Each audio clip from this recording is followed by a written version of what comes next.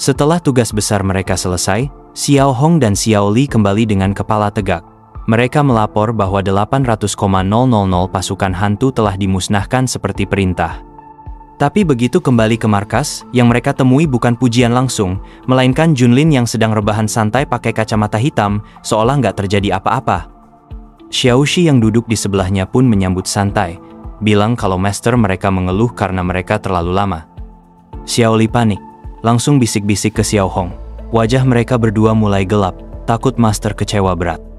Tapi begitu dibangunkan, Junlin hanya membuka kacamata, tersenyum, dan nanya dengan santai apakah semua sudah beres. Xiao Hong yang masih kesal langsung menjawab kalau semuanya udah selesai, walau dalam hatinya dia ngedumel karena mereka berdua bertarung mati-matian, sementara si master malah enak-enakan tidur siang. Tapi akhirnya Junlin tetap memuji kerja keras mereka. Saat itu, putra mahkota mendekat bersama rombongannya, memberi penghormatan kepada Junlin dan menyatakan kalau Zhou besar telah diselamatkan dari kehancuran. Junlin, dengan gaya khasnya, cuma ketawa kecil dan bilang kalau rakyat Zhou besar harus menjamu mereka dengan pantas, mereka kan udah kerja keras. Tanpa ragu, putra mahkota pun langsung mengundang mereka ke istana untuk menghadiri jamuan agung.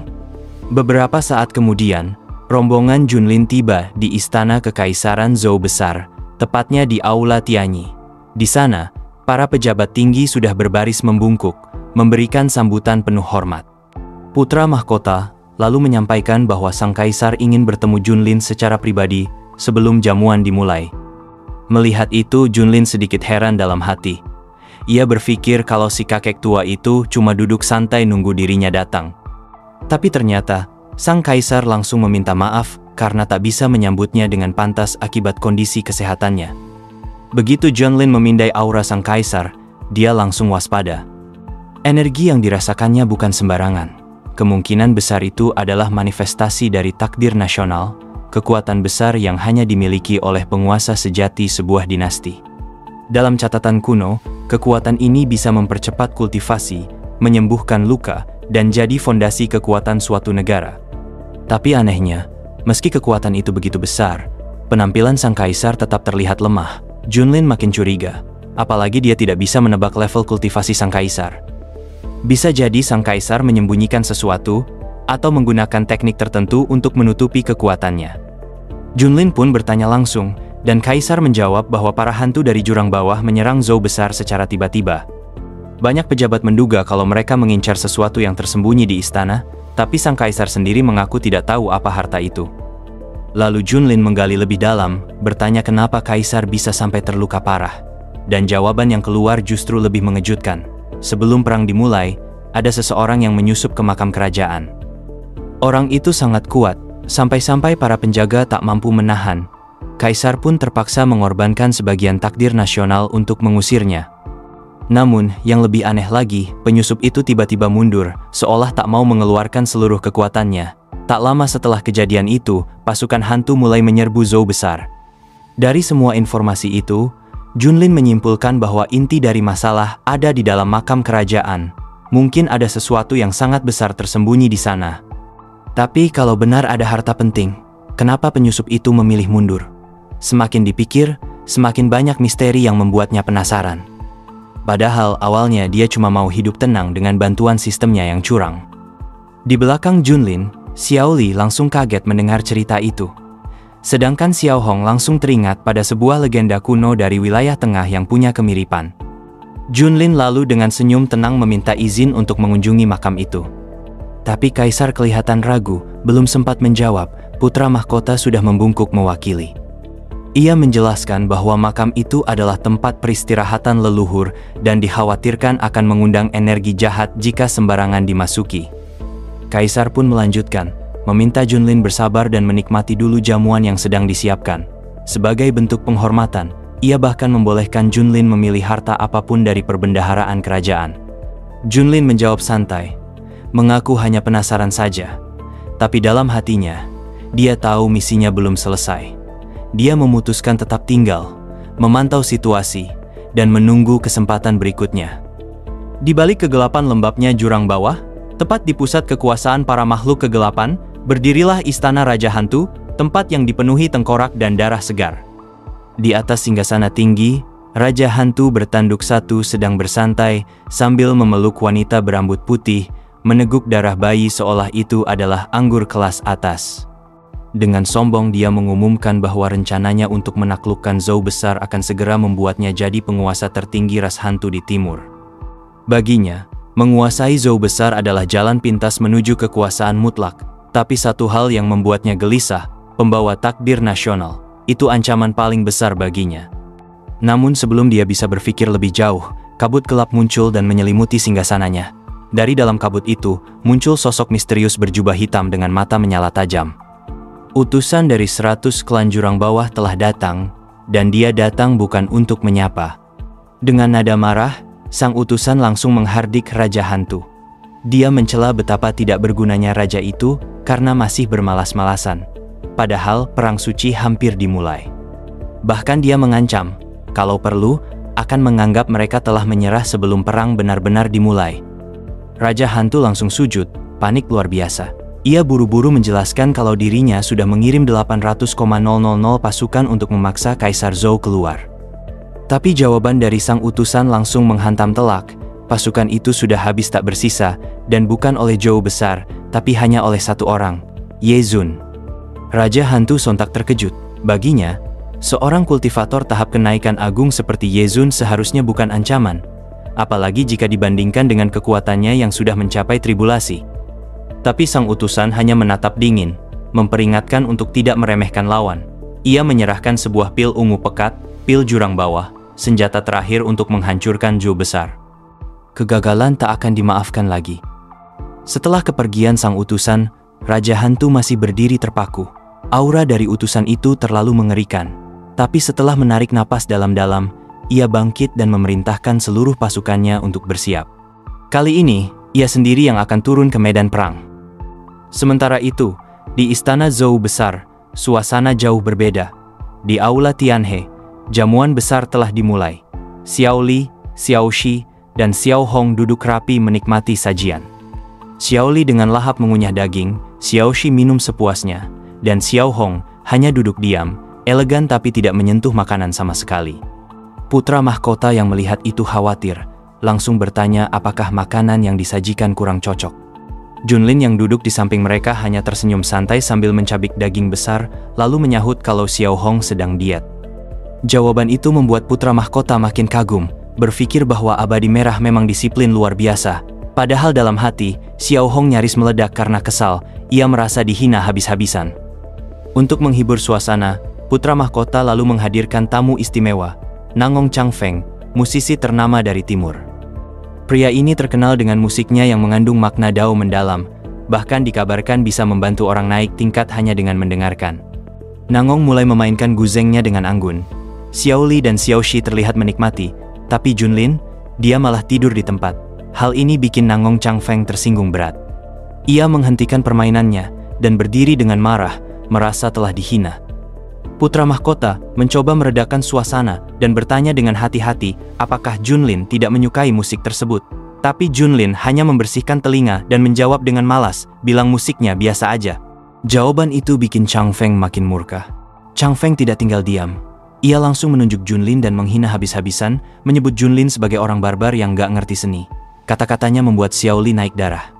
Dengan mata menyala, ia hampir menghunus pedang di depan semua orang. Tapi putra mahkota buru-buru mencoba menengahi, meskipun suasana makin panas. Bukannya minta maaf, Changfeng malah terus menyerang dengan kata-kata. Dia bilang seni bela diri tidak sebanding dengan dao musik, dan tak seharusnya seseorang seperti Junlin bisa seenaknya mengejeknya. Dalam hati, putra mahkota hanya bisa pasrah, berharap kalau Changfeng bisa mati tanpa terlalu mempermalukan dirinya. Sementara itu, Xiao Li menatap ke arah Junlin, menunggu izin. Tapi sang master hanya diam, menatap ke arah lain. Di saat itulah, sistem milik Junlin muncul, memberikan misi dengan dua pilihan, ledakkan amarah dan bunuh Nangong Changfeng, atau kalahkan dia dengan bermain musik dan membuatnya malu di depan umum. Junlin langsung menimbang. Pilihan pertama terlalu kasar dan tidak elegan. Pilihan kedua, lebih keren. Apalagi hadiahnya bisa memperkuat Ah Kun. Pilihan pun jelas. Dengan ekspresi santai, Junlin hanya menatap rendah ke arah Chang Feng, lalu berkata dengan gaya remeh, "Kalau main musik, tangan kosong pun cukup." Dan ucapan ini benar-benar bikin Chang Feng meledak. Ia merasa kehormatannya diinjak-injak. Ia tidak terima dao musik dijadikan bahan lelucon oleh seorang petarung brutal. Putra mahkota, yang dari tadi terus menjaga suasana, mulai merasa cemas. Ia mencoba meluruskan bahwa setiap seni, termasuk dao musik, butuh latihan, pengalaman, dan pemahaman yang mendalam. Tidak bisa semudah itu dipelajari hanya karena merasa punya tangan. Tapi Xiao Li justru makin percaya diri. Dengan senyum yakin dia memuji sang master, membela bahwa jika Junlin sudah bilang bisa, maka pasti bisa. Di sisi lain, Nangong Chang Feng yang sudah naik pitam langsung melemparkan guzengnya ke arah Junlin. Nada suaranya tajam dan sinis, mengejek kalau Junlin berhasil, mungkin babi pun bisa manjat pohon. Ia terang-terangan meremehkan kemampuan Junlin yang selama ini dikenal cuma jago bertarung, bukan bermusik. Putra mahkota makin panik. Keringat dingin mulai mengucur dari dahinya, takut Junlin beneran ngamuk dan mengubah jamuan ini jadi medan pembantaian. Tapi Junlin santai aja. Dengan satu tangan, ia menangkap guzeng itu, dan dengan senyum tipis, ia mulai bersiap. Dalam hatinya, Junlin menyombongkan diri. Di dunia asalnya dulu, dia adalah anak seni. Dan sekarang, dengan bantuan sistemnya, dia bahkan bisa auto-upgrade ke tingkat tertinggi. Sistem pun langsung aktif, memberitahukan bahwa kemampuan musik Junlin kini ada di level sempurna. Sebaliknya, Nangong Chang Feng yang katanya master cuma berada di level mahir, beda kelas. Chang Feng makin tak sabar, sementara putra mahkota cuma bisa berharap tidak terjadi kekacauan. Wang Hua yang duduk tak jauh pun ikut diam, mencoba membaca situasi. Tapi Junlin tetap santai, bahkan dalam hatinya dia sudah menetapkan, sekarang saatnya menunjukkan mahakarya dari dunia lamanya, sebuah komposisi bernama Penguasa Dunia.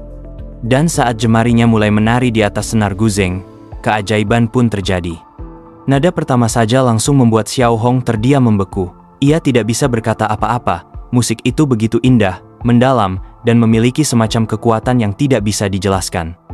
Bahkan bagi kultivator dari wilayah tengah sepertinya, melodi itu terasa seperti ilham surgawi. Nangong Chang Feng yang tadi sombong, kini hanya bisa ternganga. Mulutnya terbuka, tapi tak ada satu kata pun bisa keluar. Xiao Li yang semula tenang kini berkeringat, tubuhnya merinding, dan ia bisa merasakan dao mendalam yang tersembunyi di balik setiap nada. Irama itu bukan sekadar musik, itu seperti mantra kehidupan yang membangkitkan energi spiritual dalam tubuhnya. Tanpa sadar, Xiao Hong pun naik tingkat. Dari pertengahan kenaikan agung, langsung menembus tahap akhir, hingga mencapai puncak. Xiao Li pun ikut terdorong, langsung menembus batasan dan mencapai tahap kenaikan agung. Bahkan putra mahkota yang menyaksikan dari jauh mulai sadar bahwa pria yang duduk santai di depan mereka ini bukanlah kultivator biasa, tapi seorang pseudo-immortal sejati. Dan keajaiban itu tak berhenti di aula saja. Melodi yang dimainkan Junlin terus menyebar keluar istana, menembus langit, menjalar ke seluruh penjuru dinasti Zhou besar. Para prajurit yang sedang berjaga merasakan luka mereka sembuh. Beberapa dari mereka bahkan langsung mengalami terobosan kultivasi. Suara itu membawa berkah, seolah-olah langit sendiri sedang memberkati negeri mereka. Namun di balik keajaiban itu, bencana baru tengah datang. Di luar ibu kota, Raja Hantu bertanduk satu telah memimpin pasukan langsung. Ia memerintahkan serangan penuh untuk menghabisi Zhou besar malam itu juga. Tapi begitu pasukan hantu mendekati kota, cahaya ilahi yang terpancar dari istana membuat mereka gentar. Tubuh-tubuh mereka mulai hancur bahkan sebelum bisa menyentuh gerbang kota. Teriakan panik menggema. Mereka tidak tahu apa yang sedang terjadi. Aura musik Junlin berubah menjadi badai yang menghancurkan. Raja Hantu pun mulai panik. Ia tak mengerti kekuatan macam apa ini. Ia teriak menantang siapapun yang berani menghadangnya. Tapi tak ada yang menjawab. Yang ada hanya kehancuran. Satu demi satu pasukannya binasa, hingga sisa-sisa tentaranya meminta mundur. Tapi Raja Hantu tak mau lari. Ia ingat tekanan dari sang utusan sebelumnya. Gagal bukan pilihan. Akhirnya, dengan amarah bercampur keputusasaan, ia mengeluarkan pil Nether Adams pemberian sang utusan. Meski tahu ini berbahaya, ia tetap menelannya. Tubuhnya pun bereaksi brutal. Dalam sekejap, kekuatannya meningkat pesat. Dari tahap awal, langsung melonjak ke tahap akhir tribulasi. Aura gelap mengelilingi tubuhnya, dan matanya berubah dari merah menjadi ungu terang menyala. Dengan teriakan penuh dendam, Raja Hantu bersumpah akan menghancurkan kota dan membunuh siapapun dalang di balik semua ini. Ia melesat cepat menuju ibu kota dengan satu tujuan, meratakan Zou besar sampai tak bersisa. Sementara dunia di luar kacau karena serangan besar-besaran para hantu, di dalam aula Tianhe, Ye Junlin masih terus memainkan guzengnya dengan tenang. Tapi musik yang ia mainkan bukan sekadar melodi, itu adalah simfoni surgawi yang menciptakan fenomena alam luar nalar. Gunung-gunung agung perlahan terbentuk di balik istana. Sinar matahari yang menyilaukan menembus langit malam, membuat waktu seperti berhenti. Padahal saat itu tengah malam, tapi suasananya berubah seolah fajar menyingsing. Dari balik awan yang bersinar, dua sosok agung, seekor naga biru dan burung phoenix merah, melayang dengan megah, menjaga langit Zou besar. Melihat itu, seluruh rakyat berbondong-bondong keluar dari rumah mereka. Wajah-wajah penuh haru menyaksikan keajaiban yang tak pernah terbayangkan seumur hidup mereka. Langit dan bumi menyatu dalam harmoni. Bintang-bintang jatuh perlahan, menerangi malam seperti ribuan lentera. Semua mengira ini adalah tanda nyata, langit memberkati, dinasti Zou besar. Di sisi lain, Raja Hantu bertanduk satu yang baru tiba, mendapati dirinya bingung bukan main. Dia belum sepenuhnya mengerti apa yang sedang terjadi, tapi yang jelas, kekuatan yang melindungi tempat ini bukan main-main. Belum juga mencapai istana, tubuhnya mulai retak, meleleh pelan-pelan tanpa dia sadari. Tubuhnya mulai terbakar oleh api suci yang tak terlihat, terurai seperti debu ditiup angin. Dalam detik-detik terakhirnya, dia hanya bisa menjerit marah dan takut, menuntut siapa yang melakukan ini padanya. Tapi tak ada jawaban. Yang ada, hanya kehancuran yang menghapus eksistensinya, tanpa pernah sempat melihat wajah musuhnya. Saat tubuh sang Raja Hantu menghilang, di dalam istana, permainan Junlin pun berakhir. Ia mengangkat tangannya dari guzeng dan menutup penampilannya dengan senyum percaya diri. Dengan santai, ia bertanya, seolah-olah semua kehancuran di luar hanyalah efek samping kecil dari pertunjukannya. Seketika itu juga, sistem muncul dan memberi pengumuman, Junlin baru saja menghancurkan pasukan hantu secara keseluruhan. Hadiahnya, akar spiritual 5 elemen tingkat abadi. Emas, kayu, air, api, dan tanah, 5 elemen dasar yang saling melengkapi. Junlin yang awalnya kaget, sempat curiga sistemnya bug, tapi sistem dengan tenang menegaskan kalau kehancuran barusan memang hasil dari musiknya sendiri. Junlin pun akhirnya mengakui bahwa hadiah itu sangat cocok untuk teknik pamungkas miliknya, pemusnah 5 reinkarnasi. Di sampingnya, Xiaoxi menangis haru. Sorot matanya penuh kekaguman terhadap masternya. Junlin menanggapi santai, lalu melirik ke arah Nangong Changfeng, pria yang tadi sombong sekali soal dao musik. Changfeng tak sanggup lagi bicara besar. Ia menunduk, tubuhnya bergetar, lalu dengan air mata mengalir deras, ia mengakui semua kesalahannya. Ia menyebut penampilan Junlin sebagai lagu ilahi, sesuatu yang melampaui logika dan keahlian. Ia mengaku telah terlalu sombong dan bodoh karena meremehkan Junlin. Putra mahkota pun mendekat, berniat menenangkan, tapi bahkan belum sempat bicara, Nangong langsung menolak gelar master. Ia menyebut dirinya hanya badut konyol yang pantas ditertawakan. Sistem kembali muncul dan memberitahu kalau misi opsional telah selesai. Junlin mendapat hadiah tambahan berupa 10 kantong pakan binatang roh kualitas tertinggi, rasa susu pula. Putra mahkota lalu bertanya dengan nada hati-hati, bagaimana Junlin ingin menangani Nangong Changfeng sekarang. Tapi Junlin tidak memperpanjang urusan. Dalam hatinya, ia merasa pria itu sudah tidak penting. Ia hanya menyuruh putra mahkota untuk membiarkannya pergi, dan menyuruh Changfeng untuk belajar lebih giat lain kali. Xiao Li, yang dari tadi diam, akhirnya bersuara. Dengan penuh semangat, dia mengabarkan bahwa berkat permainan musik Junlin tadi, ia berhasil menembus ke ranah kenaikan agung. Junlin meresponnya dengan tenang, mengucapkan selamat tanpa berlebihan. Lalu pandangannya beralih sejenak ke arah Xiao Hong, lalu bergumam dalam hati. Ia tahu, murid satunya itu bahkan sudah mencapai puncak kenaikan agung. Dan jika berjalan sesuai takdirnya, tahap tribulasi tinggal selangkah lagi. Tak hanya para murid dan rakyat biasa yang merasakan berkah dari permainan musik Junlin, bahkan sang Kaisar Zou yang sedang terluka parah ikut memperoleh dampaknya. Tubuhnya memancarkan cahaya terang, dan secara mengejutkan, ia berhasil menembus ke tahap kultivasi berikutnya. Putra mahkota yang melihat itu sampai terpana, Ayahnya kini telah mencapai tahap abadi semu. Dengan tambahan kekuatan ini, Zhou besar seolah tak tergoyahkan di wilayah Changzhou. Begitu proses terobosannya selesai, Kaisar turun dari singgasananya dan dengan khidmat membungkuk di hadapan Junlin, berterima kasih atas musik ilahi yang baru saja menyelamatkan dan memperkuat seluruh negeri mereka. Putra mahkota pun makin terkesima, sampai-sampai seorang kaisar tahap akhir tribulasi pun rela merendahkan diri.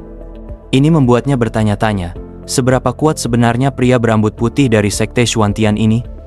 Junlin menanggapi dengan tenang, mengatakan bahwa terobosan itu adalah hasil kemampuan kaisar sendiri, bukan karena dia. Tapi sang kaisar tetap bersikukuh bahwa semua ini terjadi karena gelombang takdir nasional yang meledak saat Junlin memainkan lagunya. Ketika Junlin mulai bicara lebih serius, ia memastikan dulu bahwa rasa terima kasih itu sungguh-sungguh. Setelah kaisar membenarkan hal tersebut, Junlin tanpa basa-basi langsung meminta agar dibawa ke makam leluhur mereka. Kali ini, sang kaisar tidak berani menolak. Ia memimpin langsung ke bagian terdalam dari makam. Sepanjang perjalanan, ia menjelaskan bahwa selain beberapa harta karun yang mungkin mengundang pencuri makam, sebenarnya makam leluhur itu cukup biasa saja. Tapi ketika mereka sampai di ujung, tepat di depan sebuah pintu terakhir, sesuatu yang aneh terjadi. Xiao Hong tiba-tiba mengangkat tangannya dan mengalirkan energi spiritual ke pintu tersebut. Seketika, pintu itu bersinar dengan aura kegelapan misterius. Sang kaisar dan putra mahkota terkejut bukan main. Mereka bahkan tak tahu kalau ada sesuatu seperti itu di makam leluhur. Xiaoxi mencoba menyentuhnya, tapi aura pintu itu tak bisa disentuh, seolah hanya bayangan. Junlin dalam hati menyadari bahwa pintu ini nyata, hanya belum sepenuhnya termaterialisasi di dunia ini. Dan untuk mengaktifkannya, pasti ada harga yang harus dibayar. Ia lalu bertanya pada sang kaisar, berapa lama dinasti Zhou telah berdiri? Jawabannya, lebih dari 1-2 juta tahun, salah satu dinasti tertua di Changzhou. Lalu Junlin bertanya lagi, sebelum Zhou, apakah ada kerajaan lain? Kaisar menjawab, catatan sejarah menyebutkan ada puluhan kerajaan sebelumnya, tapi jejak mereka sudah menghilang di telan waktu. Dalam pikirannya, Junlin mulai menyusun puzzle sejarah lama. Ia mencurigai bahwa tanah tempat dinasti ini berdiri bukan sekadar lokasi keberuntungan Feng Shui. Ada sesuatu yang jauh lebih besar tersembunyi di bawahnya. Mungkin sisa-sisa dari era kuno yang terlupakan. Junlin lalu menatap ke arah Xiao Hong. Karena dialah yang memicu gerbang ini, mungkin dia tahu sesuatu. Xiao Hong mengangguk dan menjelaskan bahwa pernah mendengar rumor. Dulu, alam Kunlun memiliki banyak gerbang transmisi yang bisa membawa seseorang keluar angkasa ke alam semesta yang lebih luas.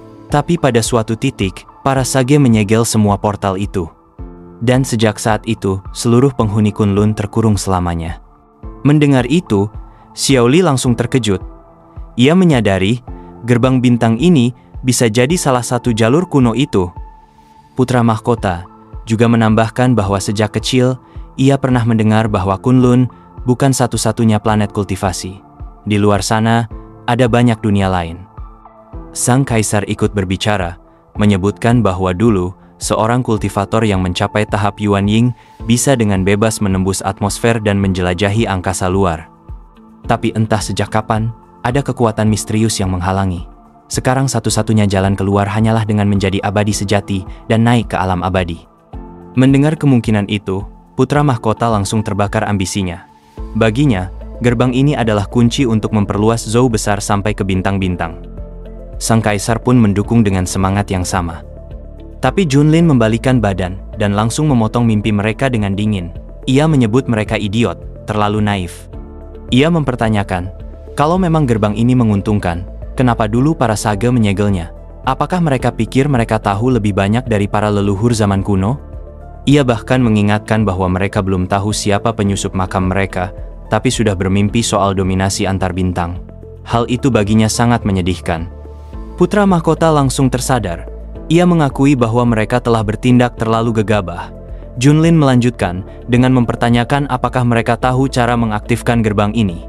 Tapi baik sang kaisar maupun putra mahkota tak mampu menjawab. Mereka hanya menunduk dalam diam. Junlin tidak ambil pusing. Ia hanya menyuruh mereka menjaga keberuntungan mereka baik-baik, karena mereka pasti akan membutuhkannya. Dalam perjalanan keluar, Xiaoli sempat bertanya dengan nada curiga, jika memang benar seperti dugaan masternya, maka para binatang kegelapan dari Ming Yuan bisa jadi adalah pengkhianat Kunlun. Junlin mengangguk setuju. Ia menegaskan bahwa mereka telah menjual jiwa mereka pada kekuatan asing. Dan dengan senyum tipis penuh arti, Junlin bergumam dalam hati. Apa sebenarnya yang pernah terjadi di Kunlun ribuan tahun lalu jika satu gerbang bintang saja ada di sini? Mungkinkah masih ada yang lain di luar sana? Semangat Xiao Li langsung terpacu. Baginya, kemungkinan bisa melakukan perjalanan antar dimensi ke semesta paralel terasa seperti mimpi yang akan jadi nyata. Sementara itu, Xiao Shi juga tidak kalah antusias. Ia berharap suatu hari nanti bisa mengikuti jejak sang master dan mencapai tempat yang selalu diidam-idamkan para kultivator. Namun berbeda dari dua juniornya, Xiao Hong yang biasanya arogan justru terlihat berkeringat. Ia ikut bicara, nada suaranya serius, tidak seperti biasanya. Menurutnya, alam abadi bukan tempat untuk bersantai atau mencari kedamaian. Itu adalah dunia seleksi alam, lebih kejam dari dunia manapun yang pernah mereka kenal. Dalam benaknya, ia kembali mengingat masa saat ia menjadi pemimpin sekte penyembah api. Dulu, setelah menembus tribulasi, ia punya kesempatan untuk naik ke alam abadi. Tapi ia memilih tetap tinggal di wilayah tengah. Alasan utamanya, dendam yang belum selesai dan rumor kelam tentang sistem hierarki brutal di sana. Di dunia bawah, menjadi abadi berarti dihormati seperti dewa. Tapi di atas sana, kau hanya akan jadi bidak catur yang harus mulai dari nol, tanpa perlindungan. Dan bagi Xiao Hong yang punya musuh di mana-mana, naik ke alam abadi saat itu hanya berarti mempercepat ajal. Ia menegaskan, menjadi abadi bukan cuma soal latihan keras, tapi juga strategi dan waktu. Xiao Li yang mendengar penjelasan itu langsung penasaran, seolah Xiao Hong pernah mengalami sendiri kehidupan di sana. Tapi pertanyaannya tidak dijawab, Xiao Hong hanya diam, tak ingin membahas lebih lanjut. Beberapa waktu kemudian, Junlin kembali ke kediamannya di atas punggung Ah Kun. Seperti biasa, dia terlihat santai, duduk di kursi malas dengan kacamata hitam dan segelas boba di tangan. Namun dalam pikirannya, ia tahu bahwa pasukan Ming Yuan sudah mulai melancarkan serangan besar-besaran. Jika dibiarkan, seluruh wilayah bisa jatuh satu persatu. Diam-diam, ia mulai menyadari. Mungkin memang dialah harapan terakhir untuk menyelamatkan alam Kunlun. Tiba-tiba, Junlin teringat sesuatu. Ia berdiri dan mengambil hadiah dari misi sebelumnya, kantong-kantong makanan binatang roh kualitas tertinggi. Aroma makanan itu langsung membuat Xiao Shi yang berdiri di dekatnya mendekat dengan mata berbinar dan air liur menetes. Junlin hanya bisa senyum tipis dan menjelaskan bahwa itu memang bukan untuk manusia, tapi khusus makanan peliharaan. Mendengar itu, Xiao Shi langsung berubah ke wujud tikus putih kecil dan mulai merengek manja. Ia mengaku bahwa dirinya adalah peliharaan juga, dan sebagai peliharaan master, dia pantas mencicipi. Junlin akhirnya menyerah dan memberikannya satu kantong. Tanpa pikir panjang, Xiao Shi langsung melahap semuanya. Dalam sekejap, aura kuat menyebar dari tubuh kecilnya. Xiao Hong, yang melihat dari jauh langsung terkejut luar biasa. Ia menyaksikan sendiri bagaimana kultivasi Xiao Shi menembus dari jiwa baru tahap tengah, naik terus tanpa henti hingga puncak, lalu menembus ke penyatuan jiwa. Tapi tidak berhenti di situ. Dalam waktu singkat, Xiao Shi kembali naik hingga menyentuh tahap awal kenaikan agung. Xiao Shi sendiri kebingungan, mengeluh karena merasa kenyang, lalu baru sadar kalau dia telah naik level drastis. Junlin di sisi lain cuma bisa melongo dalam hati. Satu kantong makanan roh bisa langsung bikin peliharaan melonjak dari Yuan Ying ke kenaikan agung.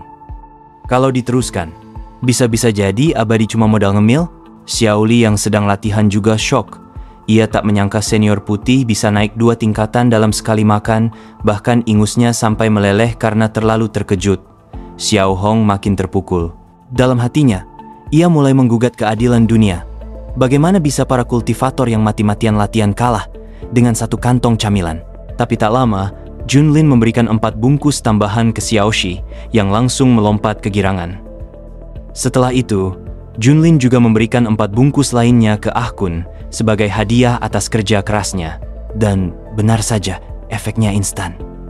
Ah Kun menyerap makanan itu, dan auranya langsung naik drastis, menembus ke puncak kenaikan agung.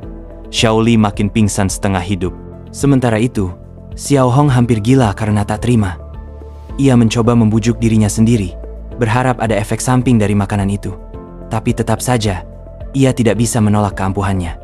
Junlin mengamati perkembangan itu dengan tenang. Dari pengamatannya, efek makanan memang luar biasa, tapi semakin banyak dikonsumsi, efeknya mulai menurun. Meski begitu, tetap saja hasilnya jauh di atas ekspektasi.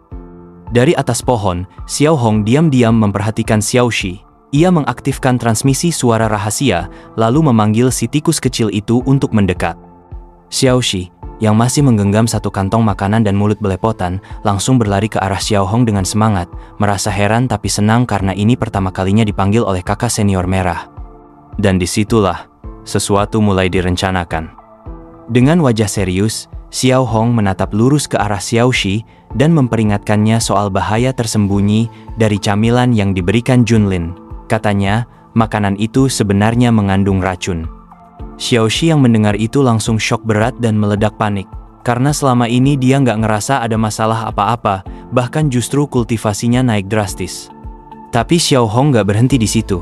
Dia mulai menjelaskan lebih dalam, bahwa segala bentuk peningkatan kekuatan instan pasti punya dampak. Sama seperti pil peningkat kultivasi, pasti ada efek samping yang bisa merusak fondasi atau meridian. Jadi menurutnya, camilan itu mungkin mempercepat pertumbuhan Xiao Shi, tapi dengan risiko menggerogoti tubuhnya dari dalam. Melihat Xiao Shi masih kebingungan, Xiao Hong langsung menawarkan diri untuk memeriksa tubuhnya. Dan begitu dia menyentuh kepala Xiao Shi dan mulai menyelidiki, ekspresinya langsung berubah drastis. Dalam hatinya dia terkejut, meridian Xiao Shi justru makin kuat, aliran energi di tubuhnya jauh lebih murni daripada energi dari pil manapun. Ini nggak masuk akal. Tapi bukannya senang, Xiao Hong justru makin curiga.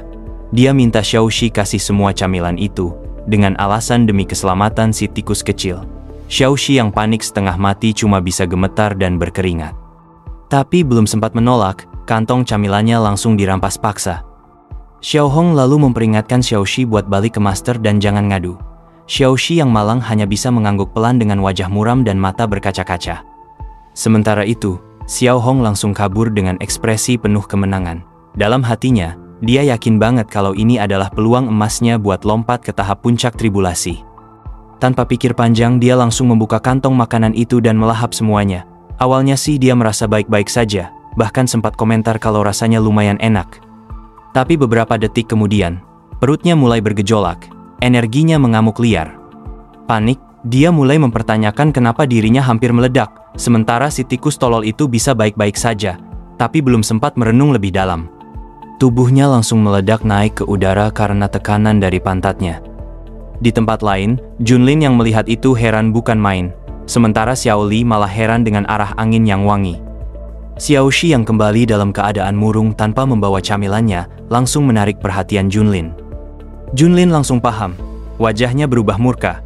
Dia menatap tajam ke arah langit, lalu berteriak memanggil Xiao Hong. Beberapa saat kemudian, Xiao Hong pun kembali mendarat. Perutnya masih kacau, dia gemetaran, dan bahkan gak bisa berdiri tegak. Junlin langsung mencecar dengan pertanyaan, menuntut penjelasan tentang apa yang sebenarnya terjadi. Tapi Xiao Hong terlalu takut untuk bicara. Sampai akhirnya, di bawah tekanan suara masternya, dia mengakui semuanya. Xiao Shi mencoba menutupi, berusaha menyelamatkan seniornya dengan alasan bahwa dia sendiri yang memberikannya. Tapi Junlin gak bisa ditipu. Dia tahu betul bahwa Xiao Hong rela melakukan apapun demi menjadi lebih kuat. Akhirnya, Xiao Hong mengaku.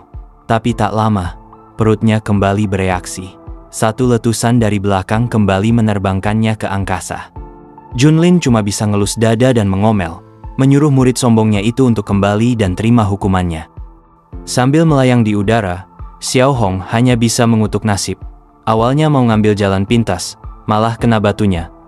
Dan yang lebih parah, dia takut banget kalau sampai musuh lamanya tahu soal kejadian memalukan ini. Perjalanan udara yang tak sengaja itu bahkan membuatnya mendarat di sebuah desa bernama Desa Jibah. Para warga yang melihat keanehan itu langsung heboh. Ada yang mengira dia adalah peri yang sedang memberkahi desa dengan energi ilahi, ada juga yang sok tahu bilang itu adalah kentut surga. Yang jelas, semua warga desa berlarian mengejar dia, berniat menghirup berkah wangi dari atas. Beberapa saat kemudian, Xiao Hong kembali dan membungkuk di hadapan Junlin, minta maaf dan siap menerima hukuman. Tapi Junlin gak tinggal diam. Hukuman langsung dijatuhkan. Selama 3 bulan penuh, Xiao Hong harus jadi pelayan pribadi Bai Xiaoxi, si tikus putih kecil. Wajah Xiao Hong langsung memucat. Dalam hatinya dia berteriak frustasi. Tapi apa daya, dia cuma bisa menerima perintah itu dan berterima kasih atas kebaikan masternya. 3 bulan pun berlalu. Di pinggiran Wuzhou, sebuah kapal megah yang disebut kapal harta gerbang naga tengah melaju. Di dalam kapal itu, para tamu mulai bergosip soal lembah Raja Obat yang kabarnya akan segera dibuka. Lembah itu dipercaya sebagai tanah suci tempat tumbuhnya tanaman spiritual kuno yang sangat langka.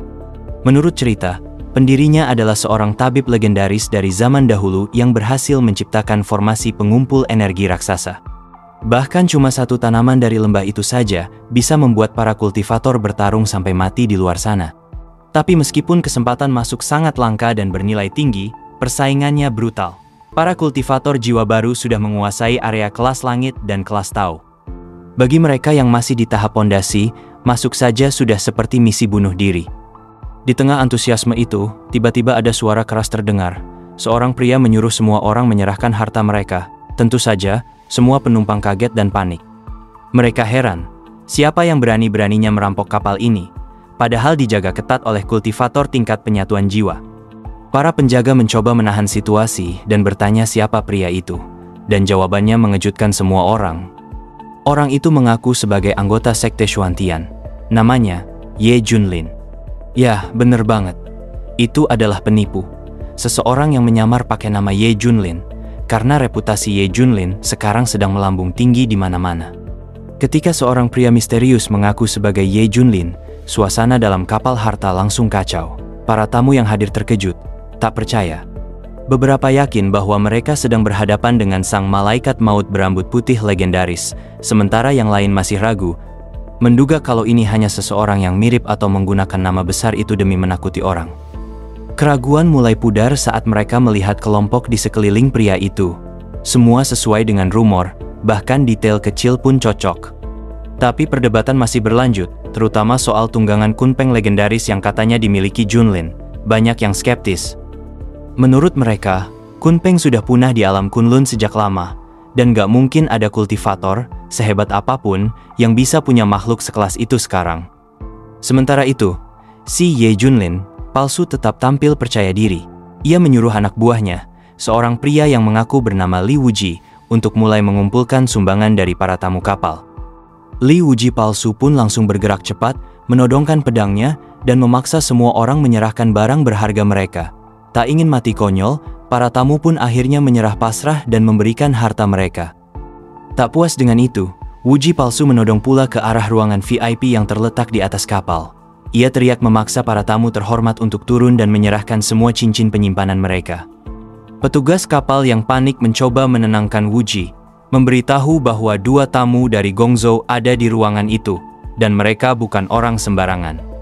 Tapi Wuji palsu tidak peduli, dia justru makin arogan, bilang bahwa siapapun tetap harus tunduk pada masternya, bahkan jika mereka adalah bangsawan sekalipun. Jika mereka tidak turun sendiri, maka masternya akan turun tangan, dan itu berarti kehancuran. Dari balik ruangan VIP, terdengar suara lembut dari salah satu murid sekte Wendao. Dengan sopan, mereka minta izin untuk lewat dulu, dan menjanjikan balasan yang lebih pantas nanti jika diizinkan pergi. Wuji palsu sempat ragu mendengar nama sekte Wendao, salah satu sekte besar di wilayah timur yang bahkan berada tepat di bawah sekte Yuhua, tapi keserakahannya mengalahkan rasa hormat. Dia tetap ngotot meminta pembayaran saat itu juga. Tak lama, 2 sosok muncul dari balik ruangan, seorang pria tua bernama Fan Dezhen, dan seorang wanita muda yang menyala-nyala amarahnya, An Miaoyi. Wuji palsu menunjuk dan menghardik mereka tanpa sopan, menyebut An Miaoyi sebagai bocah. An Miaoyi, yang memang punya nyali besar, langsung terpancing emosi dan siap menyerang balik. Tapi Fan Dezhen buru-buru menghentikannya dan mengambil alih. Dalam hati, Fan tahu bahwa sosok di depannya adalah orang yang sangat berbahaya. Energi mereka tak bisa ia deteksi, dan itu justru jadi sinyal bahaya paling jelas. Fan Dezhen pun memilih jalan damai. Ia memberikan 5 juta kristal roh tingkat tinggi ditambah beberapa artefak langka sebagai bentuk penghormatan, berharap semuanya segera selesai. Wuji palsu yang memang pengecut dalam hati langsung lega dan memuji aktingnya sendiri. Dengan tenang dia menerima harta itu, berjanji akan menyampaikan pada masternya. Tapi di sisi lain, An Miaoyi semakin tak terima. Ia marah pada pamannya, merasa dipermalukan. Namun Fan Dezhen menjawab dengan tenang, bahwa semua ini adalah demi keselamatan mereka. Ia tahu siapa sebenarnya Ye Junlin yang asli, orang gila yang bahkan pernah membantai para tetua sekte Yuhua tanpa ampun. Menyinggung dia bisa berarti kematian. Mendengar itu membuat An Miaoyi makin murka. Dia merasa sosok seperti Junlin gak layak hidup bebas, apalagi sampai menindas orang seenaknya. Dalam hatinya, amarah dan dendam mulai tumbuh. Fan Dezhen tahu benar potensi gadis itu. Ia percaya bahwa Miaoyi yang memiliki tubuh abadi bintang akan bisa tumbuh jauh lebih kuat, bahkan sebanding dengan tubuh abadi matahari milik anak suci dari sekte Yuhua. Miaoyi mendengar itu dengan serius. Ia bersumpah akan berlatih sekeras mungkin, menembus batas, dan suatu hari berdiri di atas segalanya. Dalam hatinya, ia hanya menyimpan satu nama, Ye Junlin. Dan tekadnya sudah bulat, suatu hari dia akan mengalahkan monster itu dan menghapusnya dari dunia. Di sebuah padang hijau yang tenang, kelompok penipu yang menyamar sebagai Ye Junlin dan kawan-kawannya sedang bersantai, merasa puas dengan aksi penipuan terakhir mereka. Mereka saling memuji keberhasilan mereka dalam menggunakan nama besar Ye Junlin sebagai senjata utama. Nama itu seperti jimat sakti, tiap kali disebut, orang langsung tunduk ketakutan. Si peniru Xiaoxi tertawa bangga, bilang kalau usaha sampingan mereka lancar berkat reputasi Junlin. Wuji palsu juga ikut pamer, mengaku berhasil menakut-nakuti tetua sekte Wendao hanya dengan omongan besar. Tapi ejekan pun muncul dari Qianyue palsu yang dengan sinis bilang, bukan dia yang ditakuti, melainkan reputasi lama Wuji sebagai iblis pedang. Perdebatan pun memanas. Wuji palsu naik pitam dan mulai menghina masa lalu Qianyue, menyinggung latar belakang kelamnya di jalan Fengchun. Qianyue pun tak terima, siap balas menyerang. Namun Junlin palsu langsung menghentikan keributan itu dengan nada keras. Ia mengingatkan bahwa dia bisa mengganti siapa saja di antara mereka kapanpun. Tak ada tempat untuk kelemahan atau perpecahan dalam kelompoknya. Setelah semuanya diam, Junlin palsu menegaskan bahwa saat ini adalah waktu terbaik untuk mengincar hasil besar, karena wilayah ini sedang ramai. Tapi sebelum mereka sempat menyusun rencana, sesuatu muncul di langit. Seekor kunpeng raksasa, makhluk legendaris yang seharusnya sudah punah, melintasi langit dengan megah. Semua langsung terdiam membeku. Tubuh mereka gemetar hebat hanya karena melihat aura dari makhluk itu. Napas mereka tercekat, dan mereka bahkan tak sanggup bergerak. Mereka baru sadar, jika makhluk itu sedikit saja terganggu, nyawa mereka tak akan bersisa. Untungnya kunpeng itu hanya lewat, dan tak menganggap mereka ada. Di atas punggung kunpeng itu, Junlin yang asli sedang berbaring santai seperti biasa, lengkap dengan kacamata hitam dan pose paling chill sealam Kunlun. Xiaoxi yang baru saja menyelesaikan masa hukumannya sedang dimanjakan oleh Xiao Hong, yang saat itu tengah mengelusnya sebagai bentuk hukuman. Junlin dengan suara enteng memanggil Xiaoxi dan bilang bahwa masa hukumannya hampir selesai, lalu memberinya hadiah, es krim sundae spesial buatannya sendiri. Xiaoxi langsung loncat kegirangan, menyebut sundae itu sebagai sundae spiral. Junlin menjelaskan bahwa itu adalah pencuci mulut terbaik di dunia, hadiah untuk kerja keras Xiaoxi selama 3 bulan terakhir. Xiao Hong, yang awalnya ragu karena gengsi, akhirnya menerimanya juga, meski dalam hati, ia merasa seperti sedang dipermalukan. Namun begitu lidahnya menyentuh sundae itu, ekspresinya langsung berubah. Sensasi dingin, lembut, dan rasa legit yang meleleh di mulut membuatnya tersadar. Mungkin ini bukan penghinaan. Mungkin, Master benar-benar memberinya hadiah. Saat Xiao Hong masih larut dalam kenikmatan es krim, Wuji tiba-tiba datang dan menyampaikan kabar penting. Mereka sudah masuk wilayah Wuzhou, dan lembah Yaowang akan segera dibuka. Melihat Xiao Hong sedang menjilati es krim, Wuji langsung bingung dan syok. Dalam hatinya dia berpikir, apakah ini siksaan psikologis terakhir dari Master? Tapi ekspresi Xiao Hong yang menikmati itu justru membuat Wuji makin bingung. Junlin, yang mendengar soal lembah itu, penasaran dan bertanya apa itu sebenarnya. Xiaoli menjelaskan bahwa lembah Yaowang adalah tempat penuh dengan tanaman langka dan eliksir kuno, serta memiliki formasi energi raksasa, tempat ideal untuk para kultivator berburu harta langka.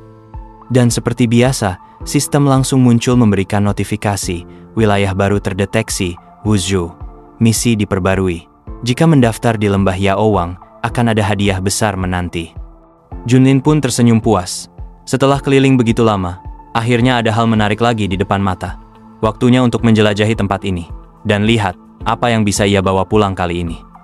Beberapa saat kemudian, rombongan Junlin telah tiba di Wuzhou, tepatnya di depan penginapan Gerbang Naga, penginapan paling mewah dalam radius 100 mil.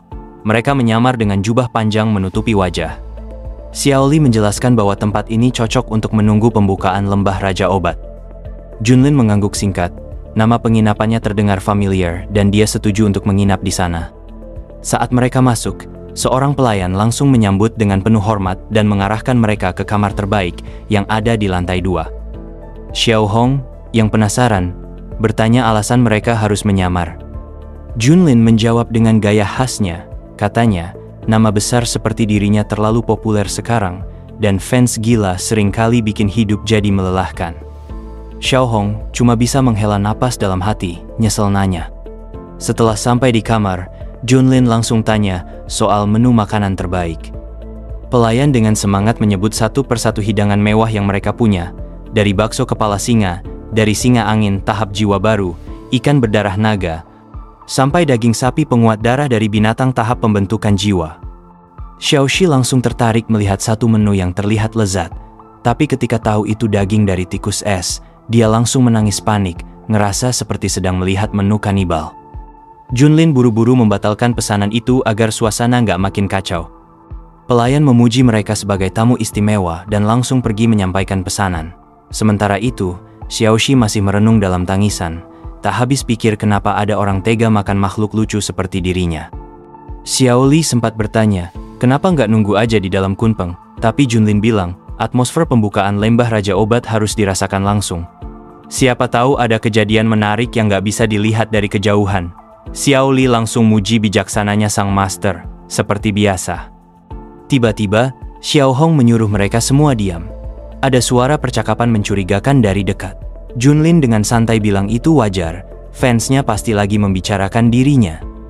Tapi ketika mereka mendengarkan lebih jelas, ternyata bukan pujian yang didengar, melainkan keluhan para korban penipuan. Beberapa orang di lantai bawah bercerita tentang betapa mereka kehilangan harta berharga setelah ketemu seseorang bernama Ye Junlin. Semua kekayaan mereka habis digondol dan mereka percaya pelakunya adalah Ye Junlin asli. Xiao Li yang mendengar itu langsung marah dan hampir mencabut pedangnya. Xiao Hong malah tersenyum puas, menikmati reputasi buruk masternya yang sedang beredar. Tapi Junlin tetap tenang. Ia tahu pasti ada yang menyamar jadi dirinya. Dengan santai ia menyuruh Xiao Hong ketawa aja daripada nahan sampai luka dalam. Xiao Hong langsung balas, siap membantai semua orang yang memfitnah Junlin. Tapi Junlin malah bilang reaksinya terlalu lebay. Tak lama kemudian, obrolan para tamu makin tak sopan. Mereka mulai menggibah soal peri merah yang dikabarkan sangat cantik, tapi nyatanya jauh dari ekspektasi. Bahkan ada yang mulai ngomong jorok. Xiao Hong tentu nggak tinggal diam. Dengan tatapan mengancam, ia menegur Xiao Li yang tanpa sengaja melirik arah pembicaraan. Xiao Li langsung panik, mengaku cuma kemasukan debu. Junlin masih dengan santainya, menyindir bahwa yang digosipin itu peri merah palsu, dan karena Xiao Hong bukan perempuan, yang nggak perlu tersinggung. Xiao Hong makin kesal, tapi tetap nggak bisa membantah. Sampai akhirnya, ia meledak dan teriak bahwa dia memang bukan peri merah. Tepat saat tensi lagi panas, pelayan datang dengan hidangan. Aroma makanan langsung menyebar ke seluruh ruangan, membuat mata Xiaoxi berbinar penuh antusias. Pelayan itu mundur dengan sopan, membiarkan mereka menikmati jamuan. Junlin mengajak semuanya makan. Ia bilang, soal peniru yang mencoreng namanya, akan tiba waktunya semua kebohongan itu terbongkar. Di luar penginapan, salah satu pelayan yang baru saja melayani Junlin dan murid-muridnya berjalan sambil bergumam. Wajah para tamu yang barusan itu terasa familiar, tapi ia tidak bisa langsung mengingat dari mana. Sementara itu, di aula depan penginapan, Van Dezen dan An Miaoyi juga sedang menikmati makan malam. An Miaoyi, yang masih kesal sejak insiden perampokan palsu oleh Ye Junlin palsu, meluapkan perasaannya. Ia merasa seluruh dunia kini sadar bahwa Ye Junlin itu penjahat. Namun, Van Dezen yang jauh lebih tenang menjawab bahwa ucapan dan kebencian dari orang-orang biasa tidak akan menggoyahkan seseorang seperti Ye Junlin. Tak lama kemudian, Junlin dan murid-muridnya pun keluar dari ruang makan. Xiaoxi tampak sangat bahagia dengan perut kenyang dan wajah sumringah. Saat mereka lewat, Van Dezen melihat mereka sekilas, lalu tiba-tiba tatapannya berubah serius.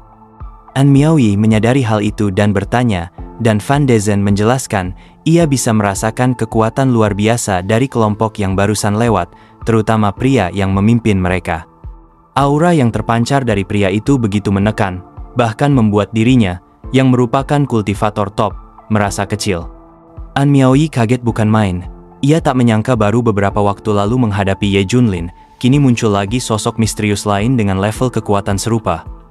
Van de Zen memperingatkan, saat tempat seperti Lembah Raja Obat akan dibuka, semua tokoh kuat akan berkumpul, maka kewaspadaan adalah hal mutlak. Tengah malam pun tiba. Ketika semua penghuni penginapan tenggelam dalam tidur, bahaya datang tanpa suara. Di luar sana, sejumlah siluman kadal dan ular berkumpul dalam formasi.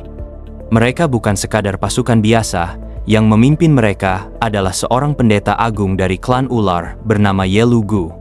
Ye Lugu memberikan perintah tegas. Mereka akan memulai pembantaian diam-diam malam ini. Titik awal serangan mereka adalah penginapan Gerbang Naga, tempat para elit manusia berkumpul. Misinya jelas, mengeliminasi kekuatan manusia dari dalam, secara diam-diam namun mematikan. Formasi mistik segera diaktifkan. Formasi Fata Morgana Mimpi, sebuah formasi khusus yang menenggelamkan semua korbannya dalam mimpi tanpa ujung. Semua orang di bawah tingkat abadi semu akan terjebak selamanya dalam ilusi, tak bisa bangun atau melawan. Aura gelap menyelimuti seluruh penginapan, seolah realita itu sendiri berubah jadi dunia mimpi. Urat ungu dan racun mimpi disebarkan dalam diam, menggerogoti kesadaran tanpa suara. Bahkan, udara di sekitar mulai terasa berat dan menyesakkan. Ye Lugu begitu yakin, setelah formasi ini aktif sepenuhnya, bahkan seorang abadi sejati pun tidak akan mampu keluar dari perangkap ini.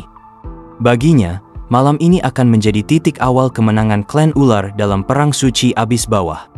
Dan di lantai atas penginapan, ketiga murid Junlin, Xiao Li, Xiao Hong, dan Xiao Shi masih tertidur lelap, tak menyadari bahwa ancaman mematikan tengah menjalar mengelilingi mereka.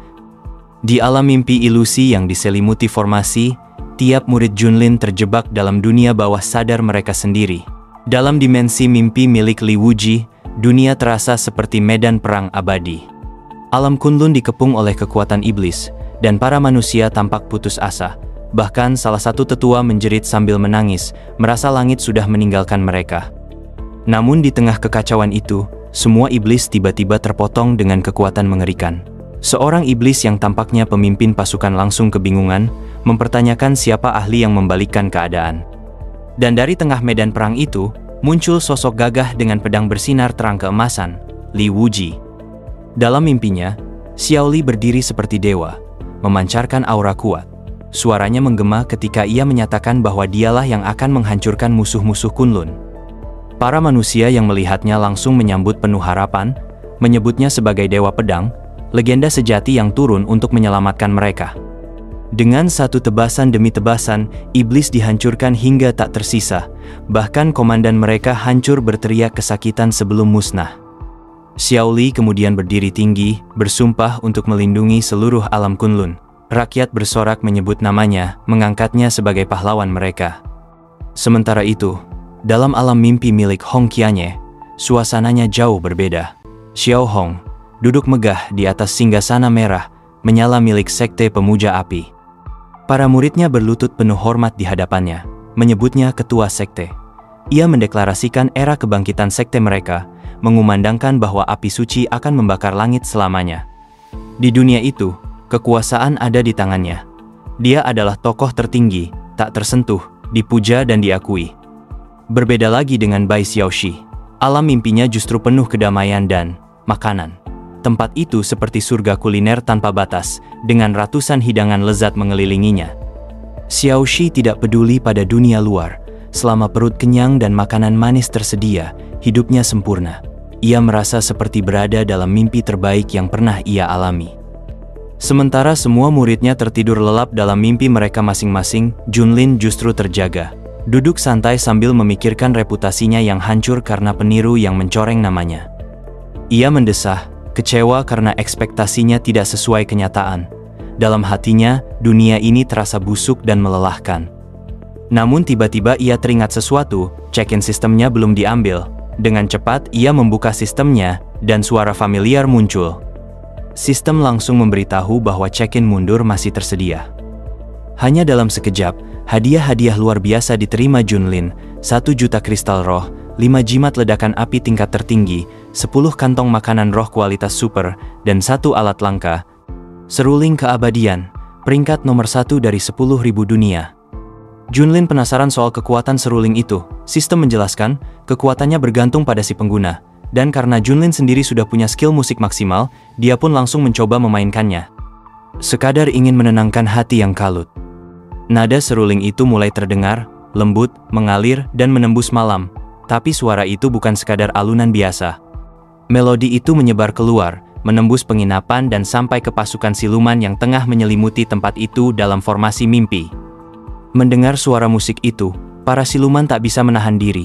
Mereka mulai bergoyang dan menari pelan, seperti terkena hipnosis yang membangkitkan kenangan manis dari masa kecil mereka. Beberapa bahkan tampak menangis tersenyum, seperti menemukan kedamaian. Yelugu, sang pendeta agung, langsung panik. Ia berteriak pada pasukannya agar kembali fokus dan menstabilkan formasi. Tapi semuanya terlambat, para siluman sudah terpengaruh sepenuhnya. Mereka menari dan tertawa, bahkan yang seharusnya jadi prajurit paling disiplin. Dengan marah, Yelugu mencari sumber suara itu. Tapi saat musik terus mengalun, bahkan dirinya sendiri mulai bergoyang perlahan tanpa sadar. Tubuhnya gemetar, dan kaki yang tadinya kokoh mulai bergerak mengikuti irama. Formasi mimpi yang seharusnya tak tertembus, kini berada di ambang kehancuran, bukan karena serangan brutal, tapi karena satu alunan musik dari seorang kultivator dengan seruling legendaris. Di tengah heningnya malam yang mulai mencekam, Van Dezen terbangun dari tidurnya dengan napas memburu. Ia langsung menyadari bahwa dirinya baru saja terjebak dalam sebuah mimpi yang aneh, hal yang tidak pernah terjadi padanya selama ribuan tahun terakhir. Mimpi itu terlalu nyata, terlalu dalam, dan itu bukan mimpi biasa. Tanpa membuang waktu, Van Dezen keluar dari kamarnya dan langsung menuju tempat An Miaoyi menginap. Ia membangunkan gadis itu dengan panik.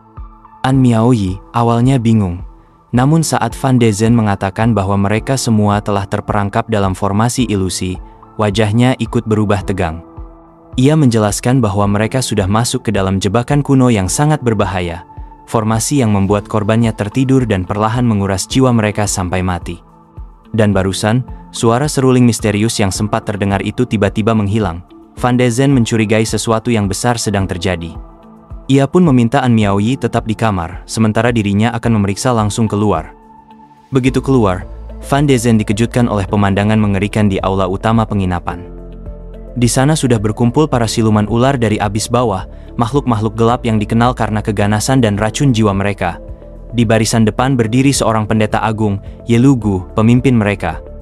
Yelugu mencoba menenangkan pasukannya yang sempat goyah karena suara seruling tadi. Ia yakin mereka masih bisa membalikkan keadaan karena mayoritas penghuni penginapan masih terperangkap dalam mimpi manis yang diciptakan formasi. Tapi semua rencana itu hancur ketika Van Dezen menghunus pedangnya dan menerjang tanpa ampun. Dengan marah, Van Dezen mengutuk aksi pengecut mereka yang menyerang manusia secara sembunyi-sembunyi. Tapi Yelugu membalas dengan sombong, menyatakan bahwa ini hanyalah awal. Pasukan abis bawah akan menyapu bersih seluruh timur, dan pembunuhan ini hanyalah permulaan saja. Yelugu menegaskan bahwa meskipun Van Dezen seorang kultivator tahap kenaikan agung, dia didukung oleh belasan ahli penyatuan jiwa.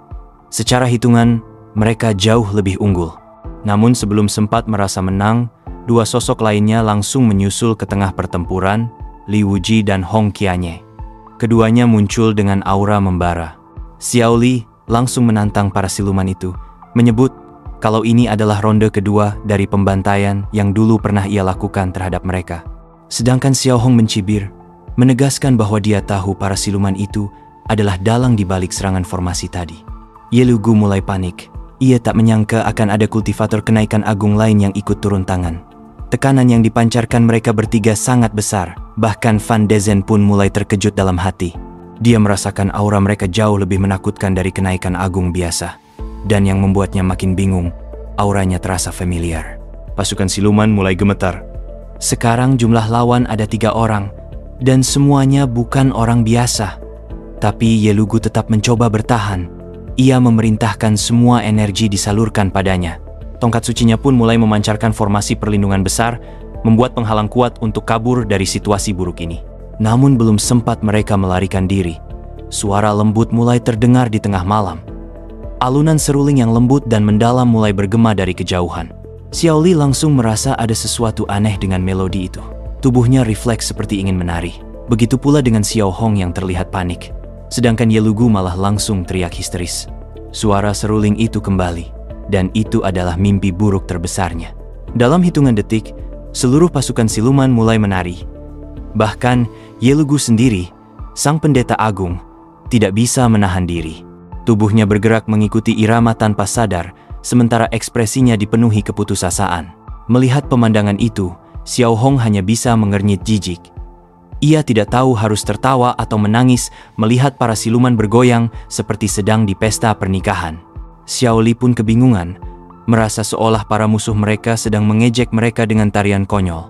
Van de Zen ikut menoleh ke arah asal suara seruling itu. Dalam hatinya ia langsung sadar, seruling inilah yang tadi membangunkannya dari ilusi. Dan kini jelas sudah, penginapan ini menyimpan sosok monster sejati yang menyamar sebagai manusia biasa. Sementara itu, di bagian lain penginapan, An Miaoyi yang penasaran mulai mengikuti arah suara seruling. Ia terus berjalan, menembus lorong sunyi dan melangkah pelan, dan di ujung ruangan, ia melihatnya. Sosok itu berdiri anggun di bawah cahaya remang malam.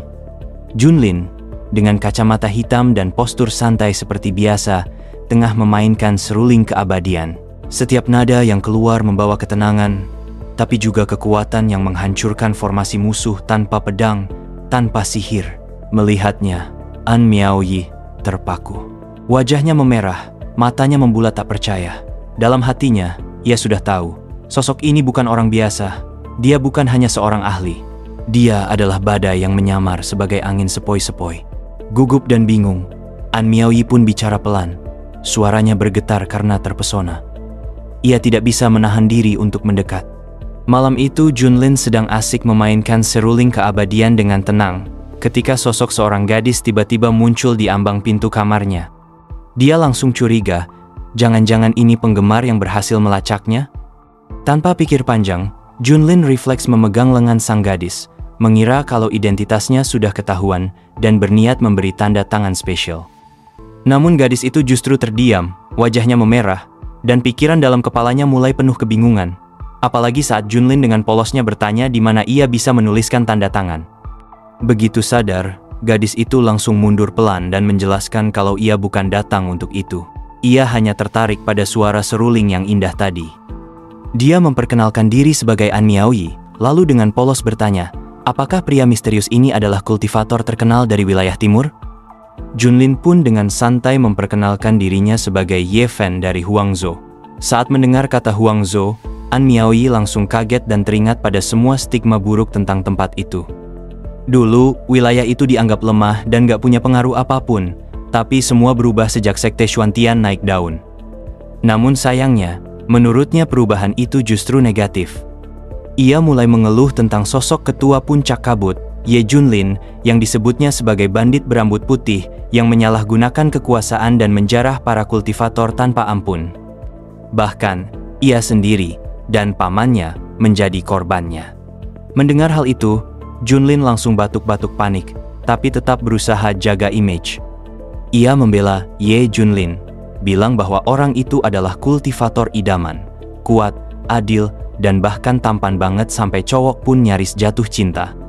Tentu saja, semua itu cuma pembelaan atas dirinya sendiri.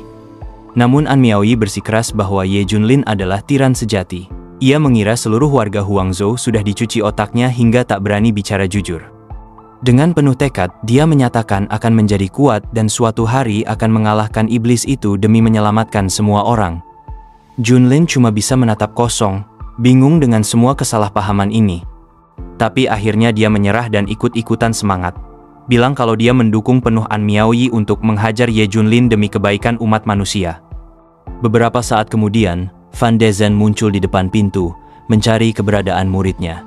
An Miaoyi buru-buru menjelaskan bahwa ia hanya tertarik pada suara seruling dan akhirnya mengikuti sumbernya ke kamar ini. Saat Van de Zen sadar siapa yang memainkan seruling itu, ia langsung memberikan hormat kepada Junlin yang masih menyamar sebagai Ye Fen. Junlin menjawab dengan nada merendah, seolah-olah dirinya hanyalah kultivator biasa. Tapi sebelum suasana makin canggung, dua muridnya, Xiao Hong dan Xiao Li, muncul dari arah berlawanan. Junlin langsung panik dan menggunakan transmisi suara, menyuruh mereka memanggilnya Bro Ye dan pura-pura tidak tahu identitasnya. Xiao Hong menjawab dengan nada datar dan wajah datar pula, sementara Xiao Li langsung bermain peran. An Miaoyi pun penasaran dan bertanya siapa mereka. Tanpa ragu, Junlin mengenalkan mereka dengan nama konyol, Wang Cuihua dan Li Tiedan. Wajah Xiao Hong langsung berkedut kesal mendengar nama Wang Cuihua, tapi dia menahan emosi. Sedangkan Xiao Li, seperti biasa, nurut dan ikut permainan Junlin dengan senyum polos. Dalam hati, An Miaoyi masih bingung kenapa perempuan secantik itu diberi nama seaneh itu. Setelah memberi salam hormat, An Miaoyi dan Fan Dezhen pamit meninggalkan mereka. Setelah mereka pergi, Xiao Li sempat bertanya soal penyamaran tadi, dan Junlin menjelaskan bahwa para peniru kemungkinan akan kembali beraksi. Maka dari itu, mereka harus tetap low-key beberapa waktu ke depan. Seperti biasa, Xiao Li langsung memuji masternya dengan penuh rasa kagum. Tapi di sisi lain, Xiao Hong cuma bisa mendecak dalam hati. Kesal dengan tingkah Xiao Li yang sok kagum, dan kesal juga karena masih harus menyandang nama absurd, Wang Cuihua. Sementara malam berganti pagi, Fan Dezhen masih kepikiran soal pria yang baru mereka temui. Menurutnya, pria bernama Ye Fan itu terlalu misterius. Meski tak muncul saat serangan semalam, suara serulingnya saja mampu menghancurkan formasi ilusi musuh. Itu bukan hal yang bisa dilakukan oleh orang biasa. Bahkan dua orang misterius yang bersamanya tampak sangat hormat dan tunduk. Fan Dezhen mulai curiga, ada sesuatu yang besar di balik kelompok itu. Namun waktu terus berjalan, dan lembah Raja Obat akhirnya terbuka lebih cepat dari jadwal. Para kultivator yang sudah menunggu di luar langsung geger.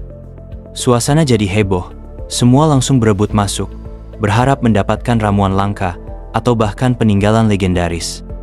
Fan Dezhen dan An Miaoyi tak mau buang waktu. Mereka langsung menuju gerbang masuk.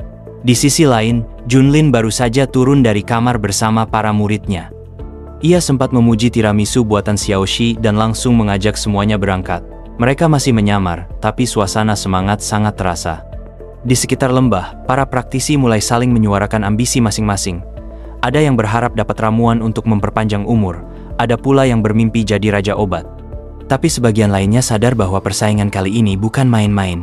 Lembah ini bukan tempat untuk main-main atau coba-coba.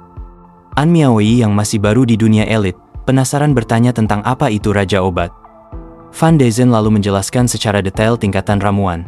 Dari ramuan roh, ramuan harta, Raja Obat, hingga ramuan abadi. Ramuan kelas tinggi bahkan bisa jadi penyebab perang. Dan Raja Obat? Bahkan kultivator di tahap kemenangan pun bakal berebutan buat itu.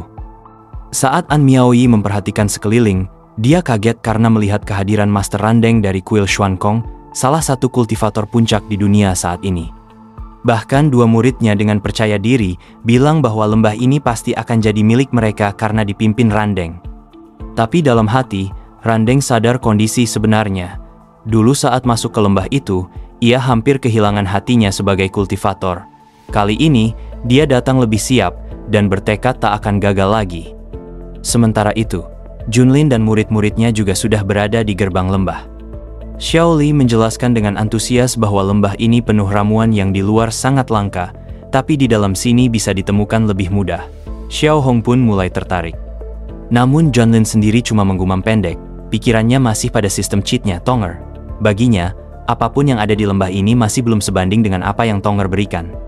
Begitu lembah benar-benar terbuka, semua orang langsung menyerbu masuk. Fan Dezhen sigap mengajak Miaoyi untuk cepat bergerak. Di sisi lain, Randeng juga menyusun pasukannya, menyuruh sebagian tetap berjaga dan membawa sisanya masuk. Junlin dan rombongannya masuk dengan tenang, tetap menyamar dengan jubah. Begitu masuk, mereka langsung terpukau. Pemandangan di dalam lembah benar-benar luar biasa, rimbun, penuh energi alam, dan dipenuhi aroma tumbuhan langka. Namun suasana berubah saat Xiao Hong menyadari sesuatu aneh. Kultivasinya tiba-tiba disegel, kembali ke level 9 pemurnian Qi. Xiao Li pun merasakan hal yang sama. Tapi Junlin? Dia tetap tenang, karena sistemnya kebal terhadap aturan lembah. Dalam hati, dia hanya tertawa kecil. Meskipun kekuatannya tak disegel, ia tetap akan pura-pura lemah. Lagi pula, Menyamar sambil menghajar musuh yang songong itu sudah jadi spesialisasinya. Setelah masuk ke dalam lembah Raja Obat, Junlin langsung menyadari satu hal penting, seluruh kultivator di dalamnya kini setara. Semua kekuatan dipaksa turun ke level 9 pemurnian Qi. Jelas ini bukan kebetulan, melainkan siasat cerdas dari sang penguasa obat agar tak ada yang bisa seenaknya mengacau.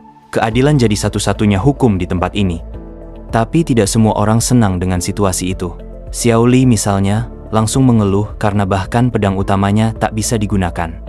Yang tersisa hanyalah sebilah pisau tua berkarat, peninggalan masa awal kultivasinya.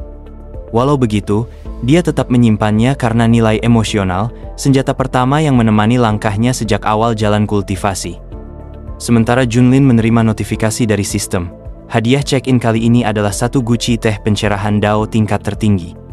Tapi dia malah mengeluh, buat apa lagi teh meditasi kalau dirinya sudah di luar jalur kultivasi? Ya, paling cuma buat es teh manis di siang panas.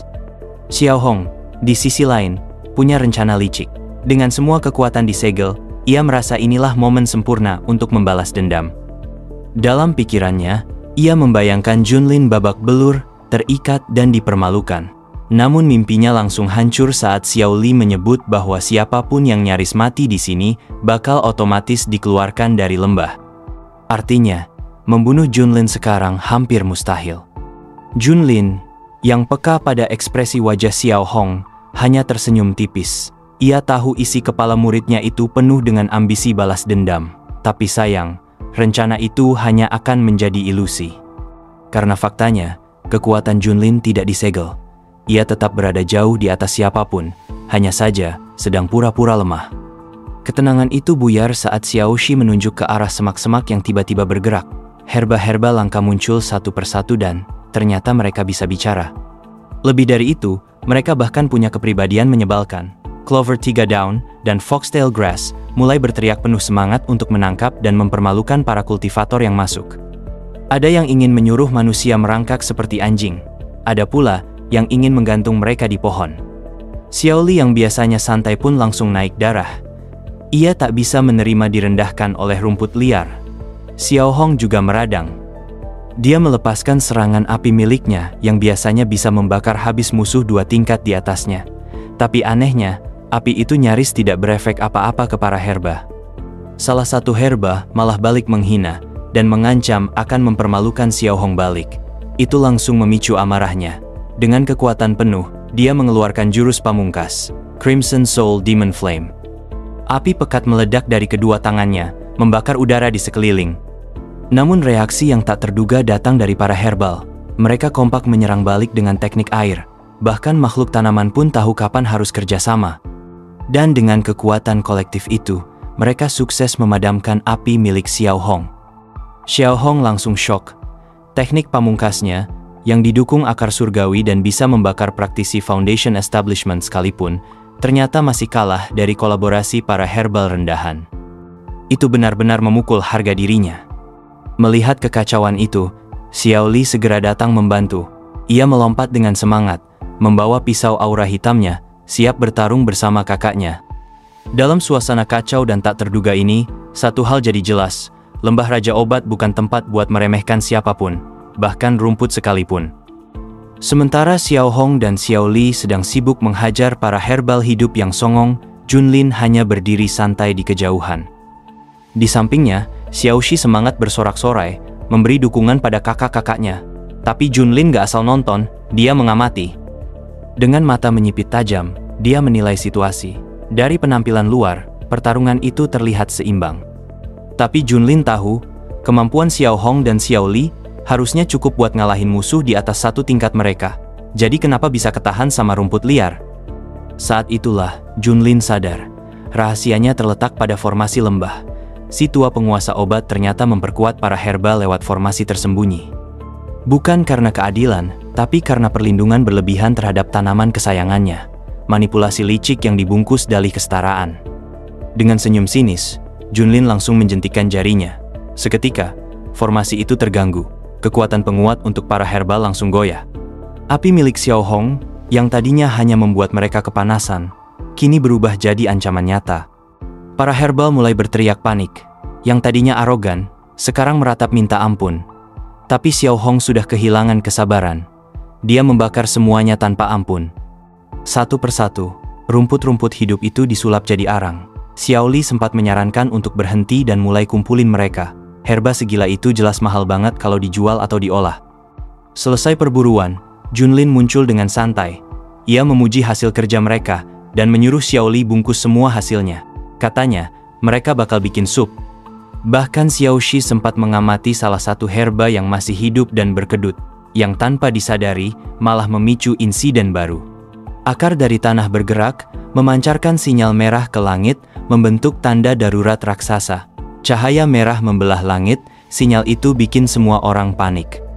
Bahkan Xiao Shi sampai meloncat ketakutan dan langsung kabur ke belakang masternya. Junlin menatap ke atas, bingung. Tapi dengan cepat menduga itu semacam sinyal bantuan. Xiao Hong yang belum puas malah makin semangat, siap panggang siapapun yang datang. Tapi Junlin langsung mengingatkan, jangan besar kepala, barusan aja, mereka hampir keteteran kalau bukan karena campur tangannya. Xiao Li juga setuju, dan mulai merasa herba-herba ini terlalu kuat untuk ukuran tanaman liar. Xiao Hong dengan penuh amarah mengecam sang penguasa obat. Menurutnya, penekanan kekuatan manusia dan perlindungan berlebih untuk tanaman jelas bukan keadilan, itu kemunafikan. Xiao Li sempat bingung. Dalam benaknya, sang penguasa obat adalah figur suci dan dermawan yang dihormati semua orang. Tapi Xiao Hong menyindir keras. Kalau benar cinta tanaman, kenapa nggak tutup lembah ini selamanya aja? Junlin memotong perdebatan dengan kalimat singkat penuh makna. Dia nggak mau terjebak asumsi. Lebih baik maju perlahan dan lihat sendiri kebenarannya. Ia ingin tahu, apa sebenarnya tujuan si tua penguasa obat ini membuka lembahnya setelah sekian lama. Dan ternyata, sinyal yang tadi dikirim benar-benar sampai ke tempat yang seharusnya. Di pusat lembah, Raja Ginseng Emas, pemimpin geng kapak, sedang duduk di singgasananya. Suaranya bergemuruh marah saat melihat sinyal bahaya. Anak buahnya panik dan melapor. Tapi Raja Ginseng menolak mentah-mentah dugaan bahwa manusia bisa menjadi ancaman. Menurutnya, manusia adalah sampah yang tak mungkin sanggup melukai rakyat herba mulia. Auranya langsung menyelimuti seluruh ruangan. Dengan kapaknya yang raksasa, dia berdiri penuh wibawa. Hari pembukaan lembah ini tak akan seperti sebelumnya. Raja Ginseng memutuskan untuk turun langsung ke medan perang. Kini, dia ingin tahu siapa makhluk berani yang berani-beraninya menyentuh geng kapak. Dan siapapun itu, bakal dia hajar sendiri. Sementara Junlin dan kelompoknya sibuk menghajar para herbal pemberontak, suasana di bagian luar lembah Raja Obat semakin kacau. Para kultivator lain terjebak dalam cengkeraman tanaman-tanaman buas. Mereka terikat, digantung, bahkan disiksa habis-habisan oleh makhluk yang seharusnya jadi bahan ramuan. Suara rintihan, jeritan, dan teriakan minta tolong menggema di setiap sudut lembah. Banyak yang akhirnya sadar bahwa semua ini bukan arena berburu biasa, ini adalah penipuan besar. Lembah yang katanya surganya eliksir, ternyata berubah jadi neraka tanaman hidup. Para tetua yang tahu tentang bahaya ini pun diduga sengaja diam, membiarkan generasi muda terjebak demi tujuan yang gak jelas. Di kedalaman lembah, situasi juga memanas. Master Randeng, pemimpin para biksu dari kuil Xuankong, sedang menghadapi serangan brutal dari pasukan herbal. Namun kali ini, dia nggak gentar.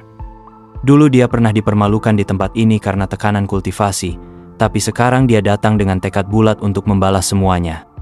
Sementara para muridnya sibuk memanen tanaman di belakang, Randeng berdiri sendirian menahan semua serangan yang datang dari segala arah.